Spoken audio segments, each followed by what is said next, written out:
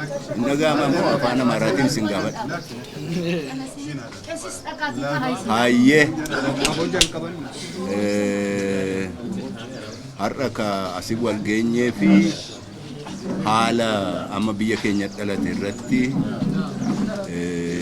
namoonni asii wal geenye hundi yaada keenya gorsa keenya kennuu fi kan duraa haalli kun namni asii waliin qabamee gariin jaarsoliidha, gariin namoota dhaaba politikaa hooggananii, gariin abbootii qabeenyaatii kuni haala Oromoon itti rakkina isaa furatu. Yeroo rakkinni dhalatu walgahee mari'ateetu nagaadhaan nagaa buusee adda bahaa isa kanaaf asitti wal geenyee rabbi nu haa gargaaru rabbi biyya keenya biyya nagaa biyya misoomaa nuuf haa godhu amma itti aansinee Joohar yaada qabu ibsa miidiyaadha galatooma.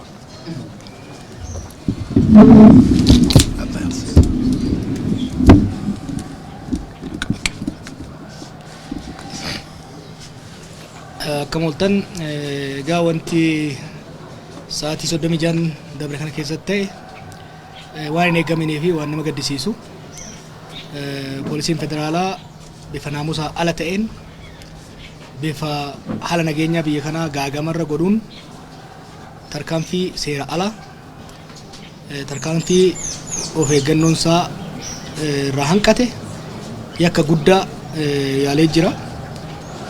Kana mootummaan dogongora kana fudhatee sirreessuu qaba. Hin sirreessinas jenneet kan abdannu. Wanti kun uummata keenya keessatti dallansuu guddaa uumee jira.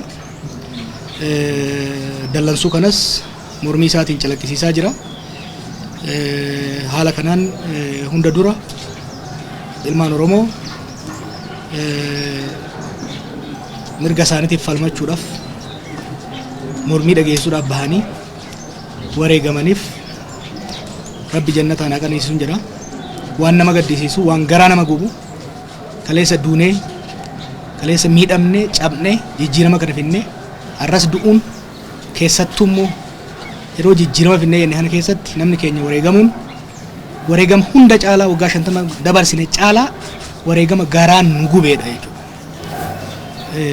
Kanaaf buleen keenya madaaniif saffisaan akka fayyan rabbi kadhannaa fi ummanni keenya har'as akka kaleessaatti akka diinonni hawwanitti akka abbootiin irree hawwanitti osoo hin tahin tokkummaan isaa kan dur jaalaa cimaa akka ta'e yeroo barbaachisee ta'etti hogganoota isaa mirga isaa gaafii isaa ittifachuu akka danda'u irra deebi'ee mirkaneessuu isaatiin ittiin hin boonaa jechuudha. I cannot have been prouder waan ummanni keenya tokkummaa ummanni keenya agarsiisen cimina ummanni keenya agarsiisen qophaa'ina ummanni keenya agarsiisen kana namni nu tuttuquu barbaadu namni saba kana tuttuquu barbaadu ergaa waan argate natti fakkaata. Kanaaf ummanni keenya galata guddaa qaba. Haala hin eeggaminiin shira xaxameen rakkoo uumame kana poolisoonni Oromiyaa warreen gaafa rakkoo qabsoo keenyatti dabalamanii jijjiira kanaaf gumaacha guddaa godhan hamma danda'ametti haala kana to'achuudhaaf rakkoon babal'aan akka hin dhufneef waan godhaniif galata guddaa qabu. Komishinarri poolisiitis ibsi kaleessa kenne kan itti gaafatamummaa qabuu fi kan aantummaa agarsiisedha. Pirezidaantiin keenyas obbo Shimallis badii ofii hin qabneen kan inni keessatti hin hirmaateen rakkoo naannoo isaa inni bulchu keessatti uumameef miira itti gaafatamummaa qabuun ibsi inni kenne uummata keenyaaf aantummaa inni qabu sabboonummaa isaa waan agarsiisuuf galateeffatamuun barbaachisaadha. Qeerroon keenyas waan isaan ittiin abdannuuf waan isaan ittiin dhaadannuuf irra deebi'anii waan agarsiisaniif galateeffanna. Gara fuulduraa irratti mootummaan federaalaas ta'ee mootummaan biyya kana bulchu yeroon itti wal ajjeesan yeroon itti wal doorsisan dabreera. Wal doorsisuun kaleessaaf gaagamaaf nu fide. Wal ajjeesuun kaleessas gaagamaaf nu fide. Mootummaan kunis warri gorsa adda addaa kennee kararraa jallisuu barbaadus wanni beekuu qaban akka qabsaa'aa tokkootti akka nama moo siyaasaa qoratee tokkootti biyya kana keessatti wanti uummanni hin barbaanne amma booda raawwatamuu abadan hin danda'amu. It will be impossible waan uummanni hin barbaanne bakkaan ga'uun hin danda'amu. Afaan nama qabanii biyya ceessuun hin danda'amu. Doorsisanii biyya ceessuun hin danda'amu. Biyya ceessuu kan dandeenyu biyya kana ijaaruu kan dandeenyu wal dhaggeeffanne walii obsine mirga walii kabanye fedhii uummataa jiddu galeessa godhannee yoo sochoone qofaadha. Oromoof Oromiyaa jidduutti amma booda humnaan itti fe'amnee binna. Waan inni hin barbaanne isa obaafnan liqimsiifnaan akka hin danda'amne irra deebi'ee mirkaneesseera. Uummanni keenya humna ittiin qoosan, humna doorsisan akka hin taane irra deebi'ee har'as akka kaleessa dhiiga isaatiin mirkaneesseera, tokkummaa isaatiin mirkaneesseera. Kana ergaan gahan dabre jedheetiin amana. Haala ittiin qophaa'iniin falmaa itti seenne kana keessatti diinonni warri wal nu nyaachisuu barbaadan, warri kana keessa miidhaa fiduu barbaadan, warri biyya keenyaaf saba keenya jeequu barbaadan, wal dhibdeen mootummaa fi uummata jidduu yoo ta'ee jiraatus sabaaf sabmoota jidduutti walitti bu'iinsa uumuudhaaf yaalaa jiru. Amantii irratti akkuma kaleessaa walitti buusuudhaaf yaalii godhaa jiru. Haalli kun gaddisiisaadha. Haalli kun dhaabbachuu qaba. Qeerroo keenyaan uummata keenyaan kanan jedhu waan taate kaleessa atuu beekta, kaleessa af agarsiifte, har'as warra dagate yaadachiiftee jirta. Injifannoodhaan warra likkii nama galchuu barbaadu har'as likkii ofii akka beekan gochuu dandeesseerta. Amma booda itti deemuun karaa saaquu waan ta'uuf haara galfannaan barbaachisaadha. Waggoota dabran keessatti akkuma haara galfachaa itti qophaa'a, tokkummaa keenya wayyeeffachaa, tarsiimoo keenya fooyyeffachaa, tooftaa jijjiirrachaa itti deemnetti gara fuulduraas itti deemna. Ammaaf falma osoo qophaa'in itti seenne kana keessatti karaarraa nu maqsuudhaaf, saba barbaaddachuudhaaf, maqaa qeerroo keenyaatiif uummata keenyaa balleessuudhaaf hiree argachaa waan jiraniif ammaaf haara galfachuun itti qophaa'uun barbaachisaadha. Hamma sanitti hogganoonni as jiranis kanneen hafanis Oromiyaanis Itoophiyaanis akka deemaa jirtu kanatti bakka tokko ga'uu akka hin deenye namni hundi waan hubatu natti fakkaata. Caayaa jaarrannee jirra gaaddisa hoggansa Oromoo sadarkaa Oromiyaaf Oromootitti mataa walitti qabanne waliin mari'achuudhaan rakkooleen kuni ana qofa irratti miti. Hoggansa kanarratti sadarkaa adda addaatitti qaamota mootummaa kanaatiin dhiibbaan geessifamaa ture. Waan garaa keenya hin dubbannu jennee dhokfanne malee rakkoon adda addaa gahaa ture. Kuni amma booda bira darbuu hin dandeenyu. Teenyee mari'anne warra mootummaa wajjinis hisaaba keenya gadi buufne rakkoon akkana akka uumamne hin mari'anna. Manguddoon keenya nu wajjin jiru, jaarsoliin keenya nu wajjin jiru, abbootiin amantii nu wajjin jiru. Mari'annee furmaata itti fidna. Guyyoota isaanan kana keessatti qaama mootummaa barbaachisaa hunda wajjin mari'annee yoo wal taane kanarratti wal taane kanaan deemna jenna. Yoo waliin taane warri abbaa humnaas humnaan deemne yoo jedhani nullee wanni jenne hin taane humna filatanii mala maladhu jennee akka kaleessatti sitti himna jechuudha. Ammaaf uummanni keenya kan cabe suphuu irratti, kan madaa'e wal'aanatu irratti, kan wareegame awwaalatu irratti akka fuulleffatuu fi magaalota hunda keenya keessatti tasgabbiin akka deebi'u garuummoo akkuma yeroo hunda isiniin jedhutti hamma bakka garaa keenyaa geenyutti yoo raftanis ija takka banadhaa rafa. Ija takka qofa ija lama cuufattanii hin rafina.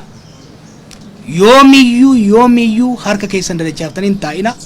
Of birradhaa, of yaadadhaa. Wanti kalee dheengadda ta'e akka nuti of hin irraanfanne. Injifannoon arganne akka killeetitti eeggachuu qabnu kan harkarraa nu dha'ee buusuu barbaadu. Allaattiin hedduun akka jiru waan nu mirkaneesseef of eeggannoodhaan godhuun barbaachisaadha. Uummata kana fuulduratti mootummaaf eda'amsi dabarsuu barbaadu. Nuyis an mataan kiyyas jaallan kunis abbootiin kiyya kunis biyya kanatti kan galle rabbiif uummata keenya abdanne uummata keenya tajaajilla jenneet obboleeyyan keenyatu taayitaarra jira. Taayitaa nuu kennaa jenneen gaafanne, nuu qoodaa jenneen gaafanne. Nullee dheengaddatti makamne abbootiin keenya waggaa 40-50 qabsoo kana keessa turan nuun mala waggaa 50 nututti xaare nuun mala hin jenne. Ijoolleen keenya hamma fadhees kaleessa diina wajjin yoo jiraatan har'a mana keenyatti nuu galaniiru, mooraa keenyatti nuu galaniiru. mooraa keenyatti nu galaniiru nu haa ceesisanii badii kaleessa balleessaniif dhiifnee fiirra amma garuu hin gargaarra jennee kan dhufne barcuma irratti baafnet barcuma isaan irra taa'an jalatti qabuudhaaf dhufne jechuudha biyya kanatti galatan barbaannu waan gooneef galatan barbaannu garuu tarkaanfilee dhaadannoolee doorsisa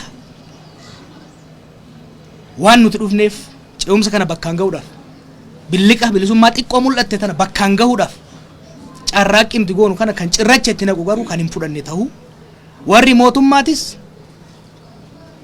biyya kana biyya sabaa sablammootaa ta'uu biyya kana arda jijjiiramne dhufe kun dhiiga ilmaan oromootiin dhiiga sabaaf sablammii biyya kanaatiin kan dhufe ta'uu kan namni tokko fide paartiin tokko fide akka hin ta'in yaanni imaammanni tarsiimoon biyya kanatti hojiitti hiikamu kamiyyuu hirmaanna hayyoota hogganoota sabaaf sablammoota akka oromootti immoo oromoota hundaa kan jiddu galeessa godhate malee nami tokko lama qofa kophaadhaan yaada isaa namarratti hin fe'a jedhee kan deemu akka hin taane kanarratti qaamota mootummaatiif muummicha ministeeraa dabalatee wanni ani dabarsuu barbaadu dhufnee ka isin gargaaruudhaaf dhufne dhufnee isin tiksuudhaaf dhufne dhufnee isin kabuudhaaf dhufne isin kabanya isin jaalanna gaafa isin rakkattan isin bira dhaabbanna garuu wal afaan garagaluun walitti deebi'uun nun barbaachisu ergaan ani qabu har'as jijjiiramne erga dhufetti oromiyaa keessatti hidhamtoota siyaasaa kumaatamaantu jira gadhiifamuu qabu waggaa 50 bodas waan hidhamnuuf hin jiru jechuudha har'a lixaa fi kibba oromiyaa keessatti waraanatu uummata keenya irratti gaggeeffamuu qaba hoggansi as jiruu fi hoggansi as hin jirre kan oromoo waliin taa'e waraana kanallee dhaabsisuu qaba gaaddisa jalatti biyya keenyatti hiree arganne kanaan hiree ummanni keenya dhiiga isaatiin argamsiise kana qisaasuun ittiin qoosuun wareegamtoota keenyaan qoosuu waan ta'eef dhaabbachuu qaba waliin mari'achuudha qabna waliin haasa'u karaan oromoo karaan abbaa gadaa karaan biyya kanaa karaa takkittii qofa mari'achuu qofa homa qaawwi qawween dhuftu takkittillee hin jirtu qaawwi doorsisaaf humnaan dhuftu takkittillee hin jirtu waliin teenye mari'achuudha kana qaamota mootummaa dhimma ilaallatu hunda wajjin ni haasofna humnoonni nageenyaa biyya kanaatis humnoonni poolisii biyya kanaatis humnoonni waraanaa biyya kanaatis seenarraa barachuu danda'uudha qaban biyya kanatti humni poolisiis humni raayyaa biyya ittisaatis kan dhaabbate nageenya biyyaa eegsisuudhaaf garuu seenaa keessatti lammiilee ajjeesaa lammiilee doorsisaa hidhaa waan as ga'eef amala sanirraa bahee waardiyyaa ummataaf heera mootummaa ta'uu danda'uudha qaba jechuudha biyya kanatti anis nu hundi erga dhufne qaama nageenyaa biyya kanaa kan amanneet amanuu bira dabarree ummata keenyaan amanaa waan kaleessa taatan obsa irra darbaa fi abbaa irreettu ajaja malee kun ijoollee hiyyeeyyiti kan jechaa jiru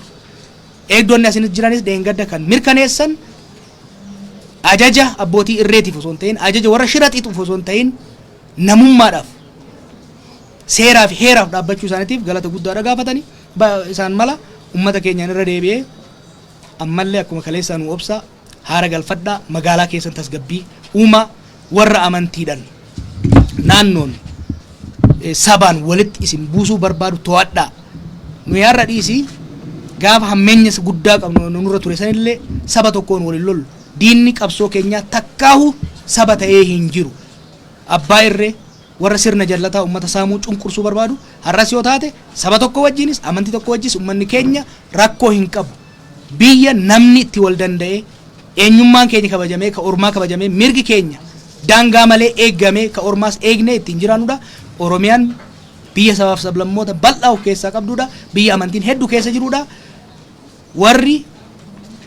warri abbaa irree ta'uu barbaadu warri dhugaa awwaaluu barbaadu warri dongora ofii hojjetan shira ofii xaxan karaa malsiisuu barbaadanii saba keenya walitti buusuudhaan amantiin walitti buusuudhaan dubbii jijjiiruu barbaadu kanaaf karaa itti cufuudhaaf ummanni keenya qeerroon keenya humna kee eenyummaa kee agarsiifte waan jirtuuf amma haara galfadhu wantoota kalee dheengadda ta'an akkuma kaleessatitti akkuma waggoota dabre keessatti hojjetamaa turetti of duba deebii ilaali gamaaggami asirraa waan irra geenye hin beeksifna gaafasiif qophaa'ii akkuma reef jedhetti qophaa'ii eeggadhu guyyaan boruus kan biraati galatoomaan jedha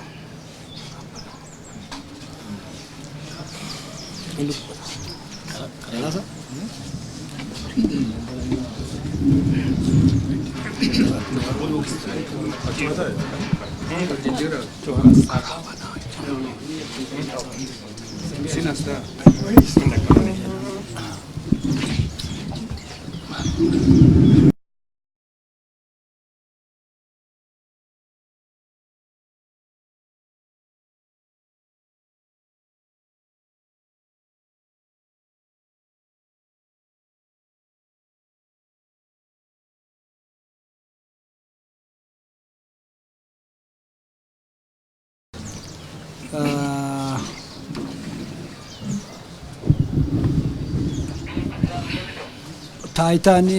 Taateen gidduu kana kaleessa dheengadda ta'e guddoo kan nama gaddisiisu ta'uu nu ibsameera.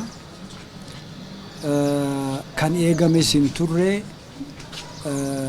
kan eegame ta'uu dhabuu isaarraas immoo gatiin uummanni keenyas fi dargaggoonni keenyas kafalaa jiran hammam tokko akka namatti dhaga'amu namoonni beekaa jechaadha.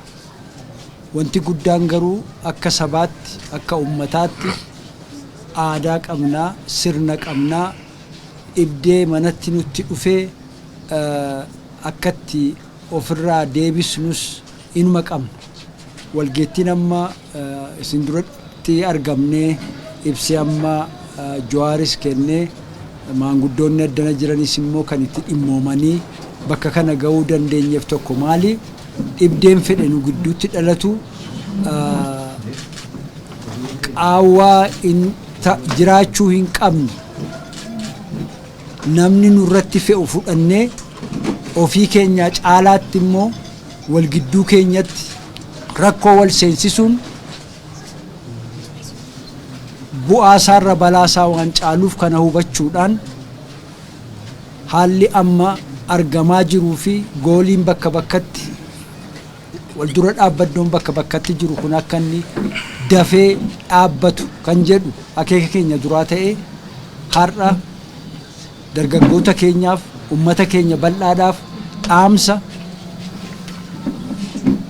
miidhaa sitti bule mufannoota qabdu kaatee agarsiisteetta.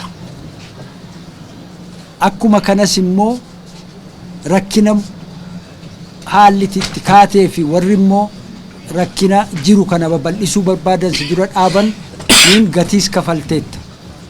Gatiin kun akkuma amma sila himametti ga'uu qaba. Nagaan qe'ee keetti deebi'uu qaba. Karaa kee irratti deebi'uu qaba. Bakka naggada keetti deebi'uu qaba. Hariiroon ummatoota biraa wajjinis qabdu deebi'uudha qaba. Yeroon namoonni nu tuttuqanii namoonni nu kakaasanii walii keenya irratti nu bobbaasanii fi namoota nagaa waliin jiraachaa turretti nu kakaasan darbeera. Warra qalbii laafaa taanee dadhabaa taanee sana jalatti jilbeenfannee umrii gabrummaa nurratti dheeressuu barbaadan fudhannus darbeera. Kanaaf dhaamsi guddaan ani qabu qeerroo Oromootiif mirga ofiif falmatuun haqa ofiif falmatuun miidhaa diduun waanuma jirudha. Jiraachuus qabudha. Haga ammaa waan biyya kana keessatti arganne jennu hundi kan arganne gatii lubbuutti kafalleetu jecha kan qaamaas itti kafalleetu jecha fuulduras kanuma. Kun yeroo ta'u garuu haala amma jiru kana keessatti yeroo ilaallee jennu walii keenya gidduutti irraan deebi'a walii keenya gidduutti diinummaan dhalate waan harkaa qabnu nurkaa gatuudhaa fi gatanii immoo hulluuqanii seenanii bakka duriitti nu deebisuu warri barbaadan akka jiran dagachuu hin qabnu jecha. Isa kana matumaa diduu qabna.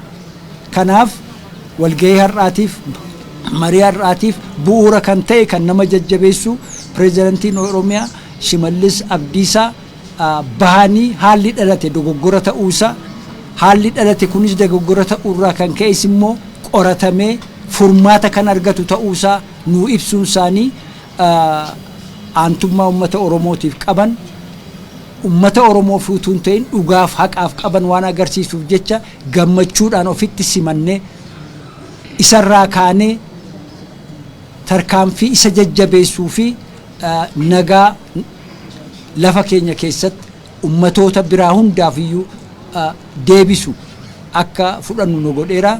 Kanaafuu hamilee kanaan namni hundi keenya iyyuu sochoonee nagaan qe'ee keenyatti akka deebi'u, nagaan magaalota keenyatti akka deebi'u, karaa keenya irratti akka deebi'u, mana barnootaa keenyatti akka deebi'u goonee hojii keenyatti deebinee isatti aanu immoo gaaddisni dhaabota Oromoo dhibdeelee argaman ilaalee fuuldura waan akkasii akka hin deebine akkatti gudunfaa itti godhu kan irratti hojjetamee beeksifamu ta'uus hin beeksisnaa. Afurritti jaarsoliin asitti argamaniis hoogganoonni dhaabotaas asitti argamaniis kanan isiniin jedhaa.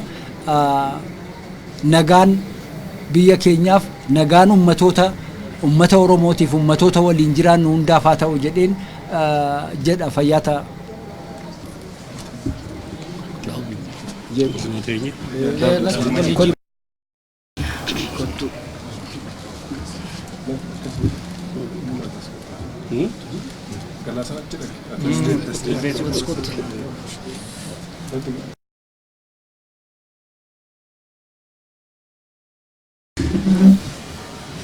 Gaarii waama xiqqoo tuquudhaaf 1914 lolli addunyaa tokkoffaa dhowuu dura duukii tokko du'e.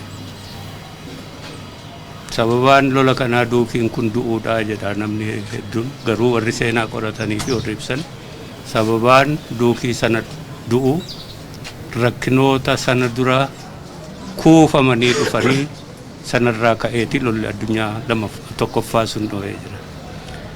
Gidduu kana rakkinoonni dhalatanii Johaar irratti waan daddalagamuu yaalamee fi sanaan qabatee haa ta'u malee akka lafarratti mul'atu immoo rakkinoota gaaffii uummataa irratti rarra'an, rakkinoota hidhaan itti fufuu, rakkinoota ajjeechaan itti fufuu, rakkinoota lolli itti fufuu isaan kanaan wal qabatee fi kabajaa uummata kanaan wal qabatee ta'uu gaaffiilee kaka'anii fi bakka adda addaatti sochii jiran irraa inuma hubatama jennee amanna. Isa kana mootummaan kun akka amannutti ammallee gaaffiilee kana deebisuu qofaadhaan furmaati argama. Darbee waan dhihoo Jawaar irratti daddalagame kun bifa sirna hin qabneen kan lubbuu namaatti deemu kanatti hidhataa ta'urraati abidda qabsiisa akkuma lola addunyaa tokkoffaa sana duukiin sun du'etti jechuudha. Kanaaf furmaatii fi waannin hidhamtoonni hiikamu, gaaffiin uummata kanaa kabajamu, waan uummati kun itti wareegame kabajaa argatee deebii argatu isa kana ta'utti amanna. Bifa kamiinuu sochiin ta'u uummata keenyatti immoo mootummaatti kana dhaammanna. Bifa kamiinuu sochiin ta'u uummata keenyaan immoo siivilii kamuu kan hin tuqne, uummata kamittuu kan hin buune akkuma aadaa keenya akka waggaa dheeraa muuxannoo itti qabnutti darbee immoo bifa amantii kan hin qabanne ta'u isa kana mirkaneeffatu haala kamiin namatti dhufaa hin beekanii isa kana of tiksuu fi wal tiksuu hariiroo uummatoota gidduu amantii uummataa kabajuu, wal gidduu kabajuu uummata hundattii fi uummata keenyatti dhaammanna. Isa kana irratti dhaabbatee mootummaan bakka amma geenye kanarraa of ilaalee fuulduratti akkamitti nu deemsisan mootummaa bira jirti. Kaan immoo karaa keenya hundi keenya irraa haala waggaa tokko ta'e kana keessatti waggaa dheeraa ummati Oromoo qabsaa'u kana keessatti maaliif baga akka duriitti deebnee ka jennu uf keessa keenyattii fi mootummaa gidduutti hariiroo keenya ilaallataa deemna. Fayyaa ta'aa ulfaadhaa.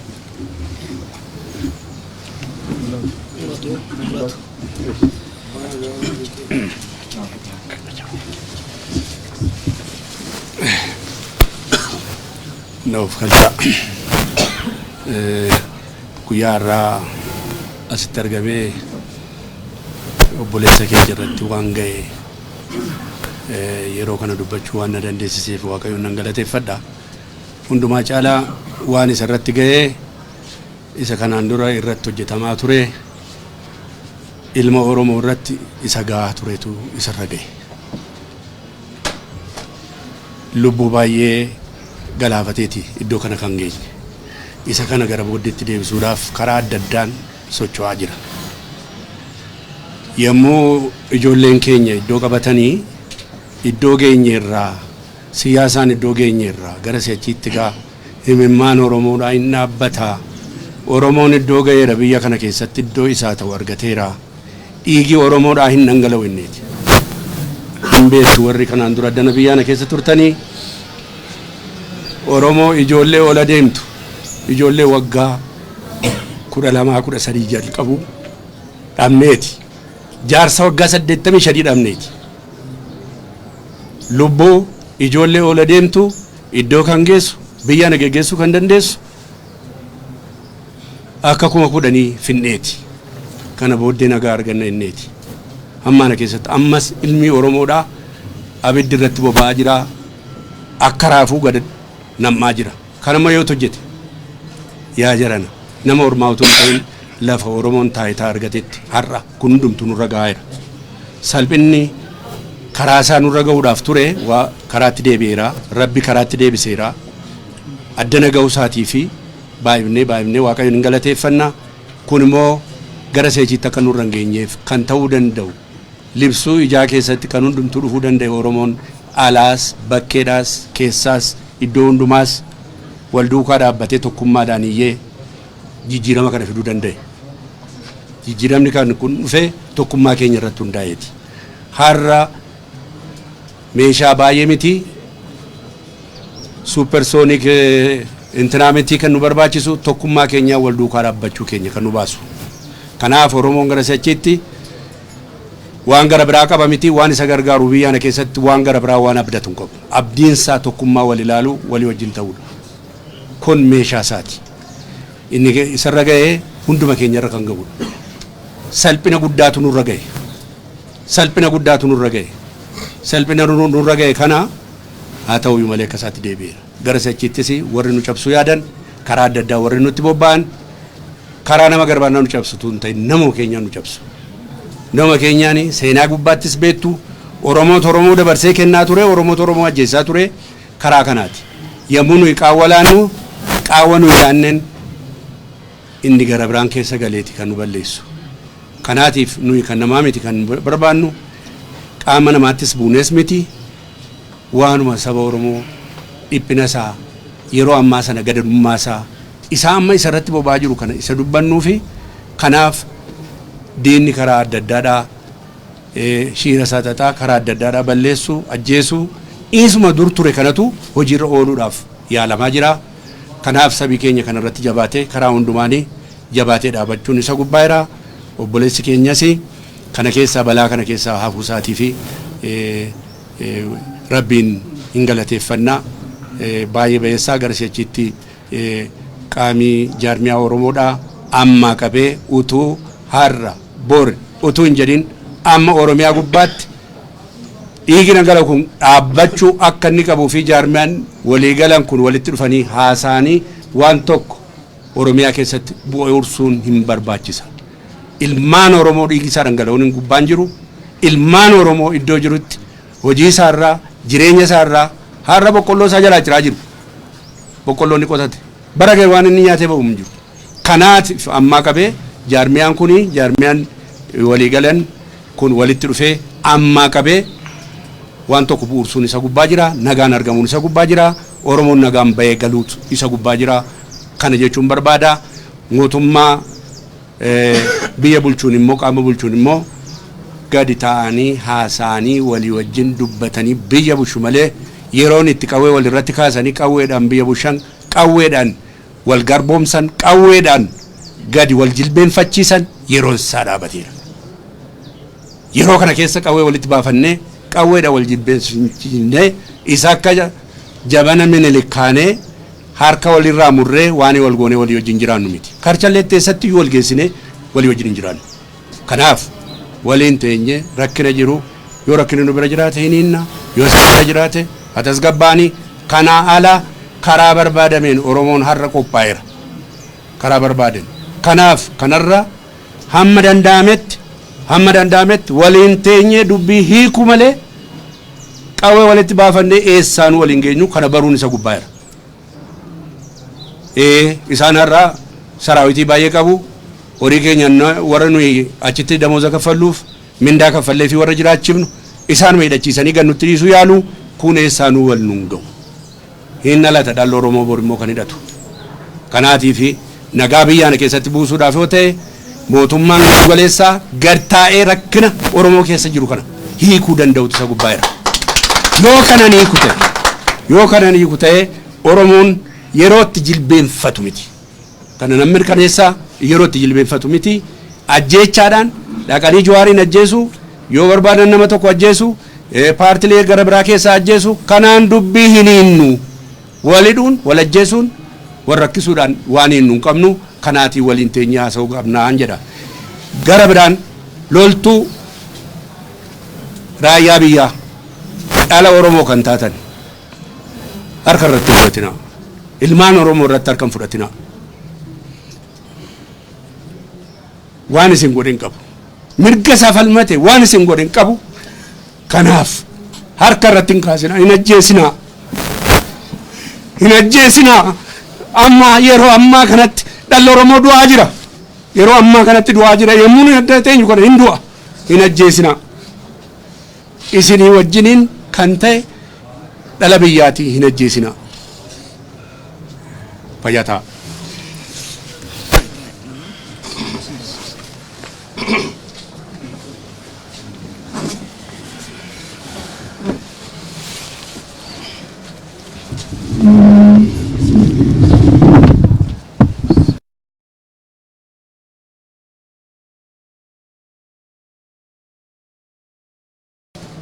waan gabaabdu tokkon ummata Oromoofis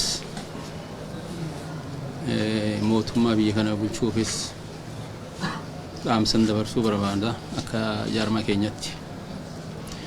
Biyya kanatti yeroo deebinutti kana booda dubbi fin'a jenneeti malee lubbuu namaa wal fin'a jennee biyya kanatti hin deebine hedduu namatti dhaga'ama. Ummanni keenya dhengaddarraa ka'ee lubbuun badaa jirtu qomsuma fedhe ka jiru amantii fedheen ka jiru ummanni Oromoo gaddan nutti dhagama gaddan ibsuu barbaada. Gadda keenyan ibsuu barbaada. Har'atti nama keenyatti wal ajjeesa biyya Oromiyaa irratti namni du'a jennee yaanne yoo wanni fedhe jiraate sirna qabnuun aadaa qabnuun eenyummaa qabnuun fixanna jennee yaanne kuni gadda guddaadha. Amma immoo eega ta'e ummanni keenya mirga ifiitiif falmatuun haqa falmatuun gootummaadha. Eega falmate immoo osoo biyyiin bannetti osoo lubbuun namaan bannetti xiinxalee hayyoota qabuun beeytota qabuun dhaabuun barbaachisaadha. Kanaafi ummanni keenya kana beeku isarra jira. Rakkoo hedduu keessa deemne as geenye qabsoo hedduu keessa deemne as geenye qabsoodhaan bakka kana dhufne akka Oromootti akka sabatti akka biyyatti haalli kun yoo tahes tiffatu nu barbaachisa eeggatu nu barbaachisa waan harkaa qabnu kana warreen nu diiguu barbaadan warreen nu saamuu barbaadan amantiin nu qooduu barbaadan kanatti dhimma bahanii waan hedduutu dalagamaa jira. Kanaafi kana hubattanii qeeroon qarreen abbootiin gadaa abbootiin amantii waan kana dhaabsisuudhaaf dhaabuun barbaachisa jechuun barbaada. Kabiraa hoo mootummaan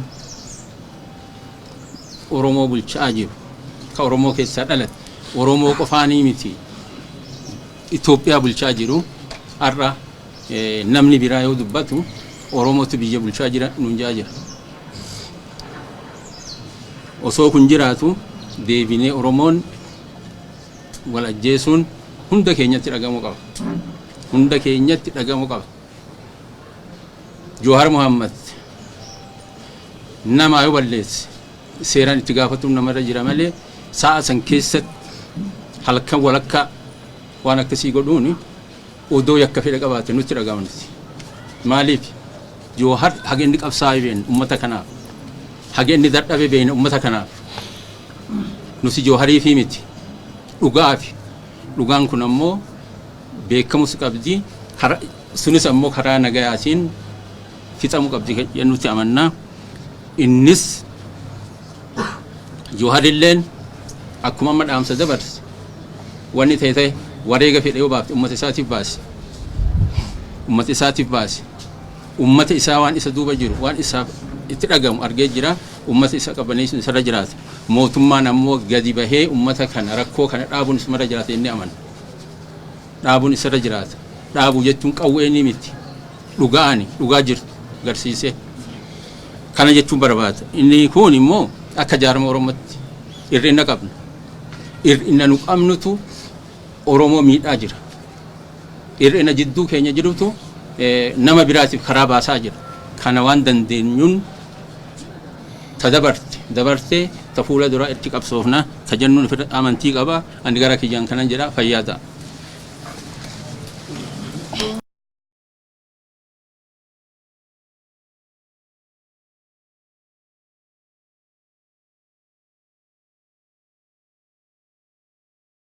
Aye galatoma hogganoonni fi manguddoleen teenya na dura dubbatan dubbii hedduu haasanii fixanii jechuun danda'ama. Garuu haala amma uumame kanarratti jajjabeessee waan haasa'uu barbaadutu jira. Jijjiirama kana jijjiirama illee jennee hawaamnu jijjiirama jedhee afaan guutuudhaan haasa'uun na rakkisaana. Jijjiirama illee yoo jennee jijjiirama kana irra wareegamee fide ummata oromooti lubbuun kumaatamoota lakkaa'aman hundi kan irratti darbe ilmaan oromooti ilmaan oromoo kun jijjiirama fidanii asiin gaanii qaamuma jijjiirama irratti fidan irratti deebi'anii amaanaa kaayanii kuwaalama baay'ee waa wal faalleessu waan garaa nama nyaatulle gaddan na dhagamas aariin na dhagamas waan kana yaadu humnuma kalees jeesaa ture humnuma kalees gadadoo keessa jiraachisaa ture deebitee rakkoo keessaa na baasee hojjette ummanni keenya warra rakkate qabaa jechuudha. Kanama aarsu lubbuun nama darbu qaawa kana oromoodhaaf humni guutuu dhabamu deebee hiree oromoodhaa isuma isa balleessu harkatti kufuun har'a deebinee waa'ee aggaammii namoota tokko irratti akkaasuuf nu godhe osoo gaafa jijjiiramni dhufu sun oromoon humni kunillee qooda keessaa fudhatu humnoonni biraallee aangoo caasaa mootummaan amma gubbaa haga addakaa harkaa qabu kana ka bulchiisaa kana geennaa hunda yeroo ce'umsaati jedhame qixa hundumtuu qabatee hundumtuu wal to'atee hayyoonni oromoon itti amanu ce'umsa kana keessaa itti gaafatama gorsa osoo hin taane fagoo laaluu osoo hin taane qooda kana humni wareegamni ummata gaggeeffame sun odoo kanaan xumuramee jiraate har'a gaammii namarratti isaan tuffiidhaan raawwatan kun dhufu ture dhugaa dubbachuudhaaf kuni dogoggora hundi keenya waamne finne jechuudha. Har'a mootummaa qofaa fi miti aggaammii kana kennan sababni isaa mirga hagasi kennineef silaa galataan mootummaan kun waan ummanni barbaadu hojjete ummata kana gara mootummaa ummataatitti ceesisee gara dimokiraasii dhugaa biyya gaarii ummanni barbaadu sani ceesisee galataan mootummaa fi dhaaba seenaa ta'ee manatti galuudhaan jaalala ummataa horatu isarra ture hiree kana of dabarse mootummaan kun kanarraa barataan jiru jechuudha. Har'a akka kaleessaa miti kaleessa gaafa biyyatti galu gaafa paartileen hojii siyaasaa eegalan dhugaadhaa qaawa mootummaadhaa yookiin yeroo ce'umsaa humna guutuu hin qabanii jechaa ture hundi keenya hin qabnu dhugaadha. Har'a garuu achi hin jiru. Kana booda gaafiin nuti kaasuuf deemnu lubbuu ilmaan oromoodhaa guyyaa guyyaan namni ofii kilaashii qabate ofii kilaashii sammuu itti ajajuunis bilisa ta'ee kophaa isaa nurratti murteessu haa jiraatu moo hin jiraatu gaafii kaasnaa jechuudha amma booda. Kana booda ilmaan oromoodhaa har'aan adaamaadhaa yoo dhufu akka amma makiinaa kaasee magaalaa bayan ilmaan oromoo dhumaa jirti. Du'a isaanii du'a wal fixaa jiran biraa dhufe jechuudha. shaashamannee keessatti waraanni makiinaadhaan fe'amee ummatatti yoo bobbaafamu biraa dhufee jechuudha ummata wal dura dhaabbatanii kadhaa meeqaa waraanni sun akka lola malee ijoollee biraa deebi'u ijoollee sanii wajji ganama galgala bilbila itti adeemsine jechuudha. Ambotti waan ta'aa jiru agartan hararii waan ta'aa jiru agartan guyyaa guyyaa as teennee interviyuu kenninu asitti sagaleen dhageenyu hundi keenya sagalee mormii kun deemee gara du'aatti jijjiiramaa jechuudha.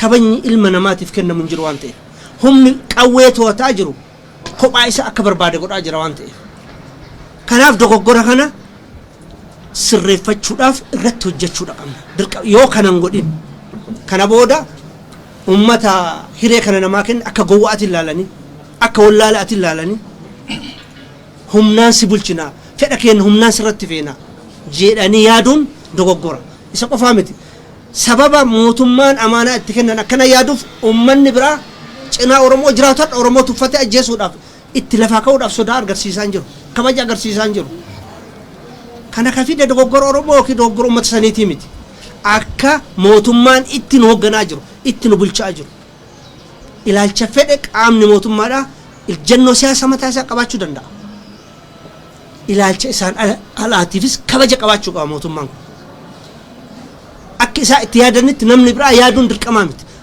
akka itti mul'atetti yaaduun immoo yakka ta'e halkaniin nama seenanii nama ajjeesuudhaaf bakka hojiitii fi wanta ati deemtutti harka biraatiin si ajjeesuudhaaf duula sirra gochuun yookiin jarmeenni tokko karaa qabsoo keessaa dhiibame duulli garaagaraa irra geeffame ilma oromoo akka dhumtu gochuudhaan nama nagaa kabachiisu fakkaatanii siyaasa keessatti bu'aa argachuudhaaf hojjechuun mootummaan kun amma booda akkana deemaa ta'e isaaf gowwummaadha namni kana booda lubbuu fi jaalalaaf mataa qabatee mee haa ce'u oromoon mee oromoo yoo walitti buune yoo wal dhibne namni waan nuun jedha hiree dhufutu nu jala darba jennee waan nuti waa hunda baannee deemnu kun eega gowwummaaf sodatti fudhatamu ta'e kun gaafiin qabu walii gabboon salphaadha nuti kan hunda ka qusannuuf biyya tanaaf ummata kanaaf hiree oromoodhaaf fuuldura dhuftu wareegama kana booda nun gaafatin jechuudhaaf nuti kan cal'isaa jiru kanaaf mootummaan gadi qabee laaluu barbaachisan nu qofaa miti jarmaa siyaasaatiirraati miti xiyyeeffannaan mootummaa keessa warreen mataa ummataa kana qooddatan warroonni dhugaaf dhaabbatan dhugaaf dubbatan dorsifamaa jiru ajjeechaa lubbuutiif dorsifamaa jiru mootummaa keessatti ODP keessatti odoo nafin kan uummanni oromoo beekuudha qaba humni akkasii ilaalchi akkasii kun badhachaa oromoo keessatti guddachaa dhufaa jira waan ta'eef bakka hundaa ka jiru ka uummataa dhukkubsatu akka jiru uummanni keenya beekuu qaba jechuudha kana booda nutis duubatti hin deebinu uummataa wanti dhaabu haga nuti furmaata waan kana yeroo gabaabaa itti goonu karaa haga nu qabsiifnu wareegama nama itti bahi fincilaa fi wareegama nuti kafallu maal ta'uu isaa odoo sirriitti murteessine irratti waliin galin wareegama guyyaa guyyaan bakkatti kennamu kun humna qabsoo kenna miidha hiree kenna boruu dadhabsiisa kanaafi haga sagantaadhaa fi karoora qindoomina jabaadhaan warri murannee irra hojjetaa jiru isin deebinu wareegama irraa gabaabbadhaa ollaa keessan wajji walitti hin bu'ina waraana mootummaa wajjin walitti hin bu'ina wanti isin kaastaa wanti isin mormitan hundumtuu dhugaadha haqa isarra du'aa jirtan nuu gala wareegamni san duraallee kanumaaf kafalame kararraa maqee jira jijjiiramni kun gaafii takkan qabu gara barbaadanitti humnaan oofuudhaaf murteeffataa deemaa jiranii gaafii hin qabu garuu moo itti milkaan ajaa'iba kamiinu gatii kamiinu itti milkaan kana sirri jala murreessinii immoo barbaanna jechuudha waamicha galgala tokkootiin uummata kaasne mootummaa kana dhiiga dhaabuu dandeenya godhuun barbaanne karaa cufuu kana qofaa miti beekaa cal'isaa jirra obsi kun garuu wallaalatti fudhatamuu qabu dogoggora fudhatamuu qabu yakka hagana ga'u mana seeraa dhatte badii tokko raawwatte namni tokko abbootiin seeraa jiranii ragaan kana laakkaamuun yookiin sagaleedhaan ragaan dhiyaachuu qaba yookiin namaan dhiyaachuu qaba yookiin barruun dhiyaachuu qaba asitti rakki raawwatame sagaleedhaan angawaan mootummaadhaa bilbilaan sagaleedhaan osoo haasa'u oduu addunyaan dhageessu komishineerri poolisii federaalaa gabbayee namni kana godhuudhaaf bobbaasan jiru hojii ruutinii hojjenne jechuun yakka biraati jechuudha hagam karaa badiitiin itti fufuudhaaf akka murannoo qaban nama agarsiisaa jechuudha kuni dhaabbachuudha qaba abbaan sodaachisanis abbaan gowwoomsan illee jiru kanaaf mootummaanis gadi qabee of laaluu isa gaafata nuti ka cal'isaa jirruuf angoo kophaa isaatti qabatee biyya akka barbaade isaa godhu laalaa wanti jirruuf gaafiin kaasnu waan hin jirreefi miti humna har'a qabnu waan hin beekneefi miti mee haga filannoodha humnummaan kun nagaan nu haa ga'u filannoo yoo ga'e ummanni abbaa barbaade filata gaafsa ummanni mootummaa mataa isa argataa jennee waan amanneef nu kana qofaa miti fincila kaasuu barbaachisa mootummaa kana irratti akkaataa filannootti ittiin deemaa jirru mataa isa mootummaa kana angurraa kaasu paartiilee akkamitti filannoodha ala gochuudhaaf seera akka itti baasaa inni jiru qofa qabattee gadi baatee ummata hiriira waamtee mootummaa kana kaasuu hin danda'amu garuu mariidhaan yoo godha irra caalaa wayya gattaa'anii hir'ina jiru yoo walii himan irra caalaa wayya haalaaf fatuwaa jabaatu karama seera amma jiruutiin deemanii rakkoo jiru yoo furatan wayya yoo kanarra dabarre lubbuu namaa gaafata qisaasa diinagdee fida haasawanii fixachuu osoo danda'amu maaliif kana deemnaadhaaf kadhata ba'aa jira obsamaa jira kuni garuu bifa ittiin laallamaa jiru kana yoo ka itti fufu ta'e kamiidhu dhugaa dubbachuudhaaf mootummaa kana paartii mootummaa bulchuu kana odoo waan fedhe galee kana booda faayidaa oromootiif dhimma oromiyaat irratti humnoonni kaleessa qircaa daabboo isaanii godhatanii oromiyaa yaadan sun har'a deebi'uudhaaf ilkaan qaratanii oromootti gargaaramanii oromoo dogoggoreedhaan oromoo abjuun taane qabutti gargaaramanii yaaliin isaan bakka hunda godhaa jiran kun hin milkaa'u lafarraa dhumna malee kun imantaan dhaabbachuu qaba ollaa gaarii taanee jiraachuufis lammii biyya takkaa taanee jiraachuufis oromoof oromiyaan fedhi nuti biyya tanarra qabnu kabajamuun dirqamaachuu yoo namni nuun beekin nuti dhiiga kennaan akkuma kalee abboonni kenna godhan akkuma har'a za'a nuti ennu kana ijoolleen lubbuu kafalaa jirtu lubbuu kafallaacho lubbuun teenya eenyuyyuu olii miti kanaaf namni akka nuu beeku barbaanna keessattuu mootummaan kun akka nuu beeku barbaanna mootummaa oromooti jedhame osoo oromoon hin filatin osoo oromoon sagalee isaatiin hin kaatin dhaabuma kaleessa rakkoo oromoo irraan ga'aa ture tole jennee harka dhoofneefi inumaa daangaa teennee laallu keessa seenneetu agargaarru jennee warri ofirra murteessine seennetu jira maqaa garagaraatti nuu kenname nuuf keessa seennellee homa oromoo irratti hojjetamu daba agarree dhaabaa jennaanis wal afaan deebine oromoo ajjeesaa oromoo irratti siyaasa dalagachuun oromoo rakkisaa barcuma angoodhaa oowwifatanii jiraachuu akka malaatitti itti gargaaramuun odoo dhaabbatee gaariidha odoo kunnurraa hafee gaariidha oromoo of hin ta'u nu za'a kana ammallee kaanee mootummaa irratti fincila labsuun barbaanna hin feenulle humnaanis itti deemuu feenulle gorsa ka kennaa jiru karaa ka agarsiisaa jiru filannoo ka dhiyeessaa jiru gadi teennee waliin haa mari'annu eenyuyyuu eenyuun hin caalu sibiila waan baataniif nama mo'achuu hin danda'u tokkollee addunyaarra seenaa akkas hin jiru har'a bara waraanni mootummaadhaa sibiila baata malee reenjerii uffata malee mataan isaa qoddamaadha bara garaa guutuudhaan dirqama loltummaa isaa bayaan jiru bara hin beennaa bara adaamarratti kaleessa yeroo fincilli jiru poolisii oromiyaatiif poolisii federaalaa ummanni addaan baasee laala poolisii oromiyaatiif ka ummanni wal bira dhaabbatu ka federaalaa akka biraatiin laalama ijateennaan dhaabbannee argaa turre jechuudha yoo poolisiin federaalaa deemee nama tokko dha'u ijateennaan agarre poolisiin naannoo oromiyaatii fi ummanni walajjiin itti ka'ee jechuudha deeme asiis hin galchuu jedhanii ofirraa baasan jibbaan isaa gasii waraana qabu amantee angorratti natissa jettee iyyuu laaluun gowwummaadha dhugaa dubbachuudha waraanni mootummaallee raayyaan ittisa biyyaallee yoo ta'e namni qalbii ummataa biraan qabne hin jiru namni rakkoo ummataa kana hin hubanne hin jiru namni inni kana booda ajajee dhaqee ummata san fixi jedhuun hin jiru yoo dhaqellee moraal hin qabu har'a fakkeenya isinni kaasee jira makiinaan fe'amanii ummata shaashamannee ergamanii makiinaadhaan akkuma jiruun fe'amanii deeman odoo rasaas takka dhukaasin ummanni ba'ee wareegamaaf of kenne waan ta'e kanaaf taankiif marfii fi xiyyaarri angorra nama tursu amantaa ummataa argachuu qofatu barcumarra nama turta yoo bololli sunuu jiraata dhugaa dubbachuudhaaf kanaafi ilaalcha ofii nama irkatanii oromoo irratti waan hin taane fiduudhaaf wallaahi bakki hin jiru bakka hin qabnu kanaaf qeerroodhaaf wanti dhaamu haga nuti waan kanatti qophooflee dhaamsa gahaa isinii dabarsinu wareegama kabaltan dhaabaa ollaa keessa wajjin haga isinii danda'ame jaarsummaadhaaf waliigalteedhaan waan isin gidduu jiru soo jiraate fixadhaa. Karaa badii isaan akka babal'atu barbaadu kana jalaa gabaabsuu feena akka jalaa dhiphatu barbaanna. Fincilli bakka hundatti deemaa jiru Oromiyaa keessatti deemaa jiru har'a intervii erga goone booda akka dhaabdanii gaafii kennaaf iyyannaa kennaaf deebii nuu kennitan abdii qabaa galatooma. Ayya galatooma fixannee roori pirasii.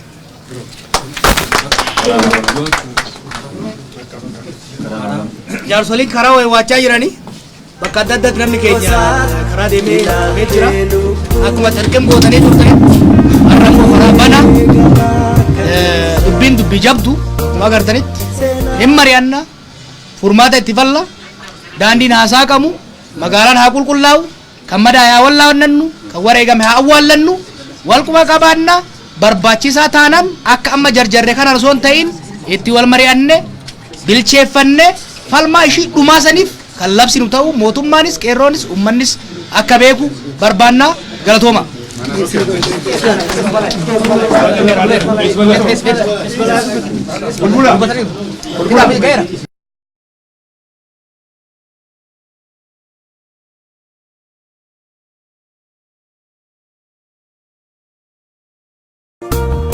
Senaan fuudhee si haa qabu.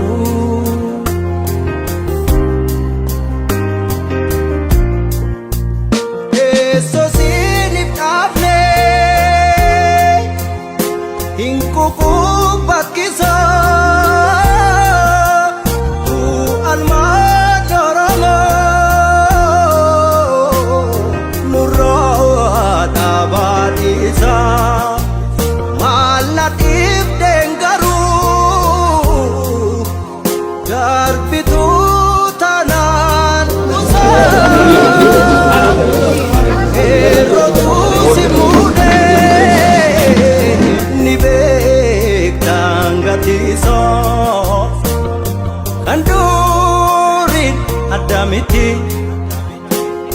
gocap karo dikesan wat orang menggatape Sunan desan wat orang menggatape bukti Sunan desan bukti Sunan desan